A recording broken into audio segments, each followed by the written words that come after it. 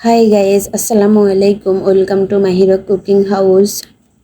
আজকে আমি খুবই টেস্টি একটি চটপটি রেসিপি শেয়ার করব। আশা করি সবাই ফুল ভিডিও দেখে তারপর কমেন্ট করে জানাবেন ভিডিও কেমন লেগেছে। অবশ্যই ভালো লাগলে শেয়ার দিয়ে অন্যদের দেখার সুযোগ করে দিবেন। ঘরোয়া উপকরণ দিয়ে খুবই টেস্টি করে আমি হেলদিভাবে চটপটি রেসিপি শেয়ার করতে যাচ্ছি। অবশ্যই ফুল ভিডিও দেখবেন। শুরুতে আমি ডাল আলুগুলারে হালকা একটু হলুদ এবং লবণ দিয়ে ভালোভাবে সিদ্ধ করে আলুগুলারে ম্যাশ করে নিয়েছি। এখন একটা বাটির মধ্যে প্রথমে ডাল, তার মধ্যে পেঁয়াজ কুচি, শসা কুচি অ্যাড করে দিতেছি। তারপর এখানে কিছু কাঁচামরিচ অ্যাড করে দিতেছি। এখানে কিছু ধনিয়া পাতা অ্যাড করে দিতেছি।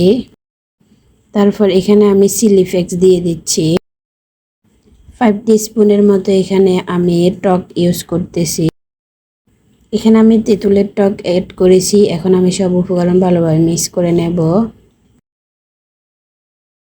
ঘরোয়া উপকরণ দিয়ে ঘরে খুবই হেলদিভাবে ও টেস্টি করে আমি চটপটি রেসিপি শেয়ার করতে যাচ্ছি। তারপর উপর দিয়ে আমি এভাবে পরিবেশন করে নেব।